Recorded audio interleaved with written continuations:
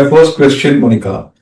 After more than 2 decades in the legal industry, what inspired you to take the entrepreneurial leap and build Vakil Saab, and how has the journey been till date? And I'm adding one more layer. What the story behind naming of your legal tech startup, Vakil Saab? Okay. So, 24 years in law teaches you many things.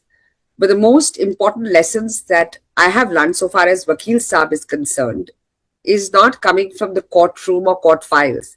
It comes from the corridor whispers. I walked hundreds of courtroom corridors, sat across thousands of clients, watched something that never stopped troubling me. People in genuine legal distress, often with good lawyers, still have sufferings, and they suffer in silence, still afraid to call the lawyer during anxiety burst, frustrations at lawyers not taking their calls. Initial months with lawyers when the case starts is very nice, very pleasant. There's a constant interaction between the lawyer and the client. But after 6 months, the matter becomes stalemate. I've seen people struggle taking second opinion because they fear, what if their lawyer gets to know?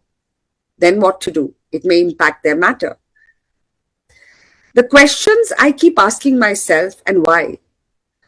So, while I was practicing, it was very difficult for me to find solution to these problems. So how I started was a very unusual way for a lawyer to do it. I started running small informal surveys.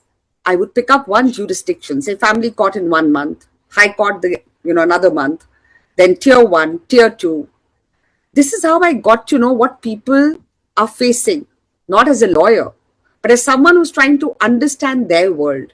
What I heard was remarkably consistent across every court, every city, every kind of matter. There was trust deficit, there was fear of judgment, fear of cost, suffering in silence because they thought exposure would mean head-on fight.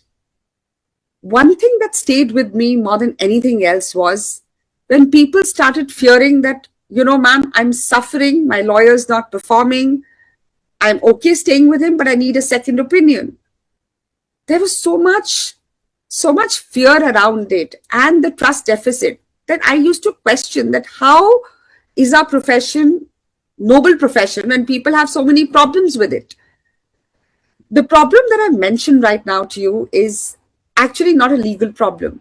They are psychological issues. They are deep human problems and need a deeper human solution.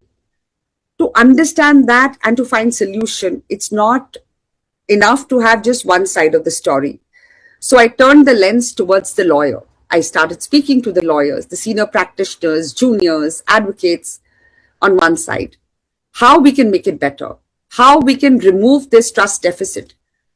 What emerged from there was revealing. Lawyers genuinely wanted to serve their clients well. Failure was not with the intent, it was a structure that was built. The profession offered clients no safe, anonymous, or low-stake entry point to understand their options before committing. No one seek a second perspective without fear. There was no mechanism to access experienced counsels without first navigating the layers of referrals, gatekeepers, or social obligations. I feel the structural gap sitting at the intersection of fear of the client and lawyers' inaccessibility became the founding insight for me to start Vakil Saab. And to me, this was never a technology idea that went looking at legal problems. It was a purpose that I had been accumulating for years. Since you mentioned it was 2 decades, it was since the day I stepped into law, I saw these issues. But I think too early for me to take a plunge and decide I want to be an entrepreneur. You need that experience. You need to understand the problems at a deeper level.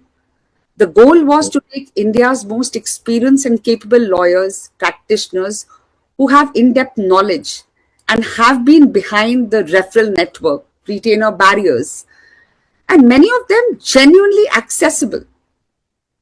Accessible without fear, accessible without judgment, and accessible to anyone who needed them, regardless where they came from, their affordability, and how much they already knew about law.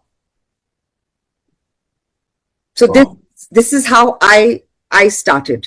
This was my calling and took me a lot of time, but I think that was important for me to hold on, to understand before I just take a plunge.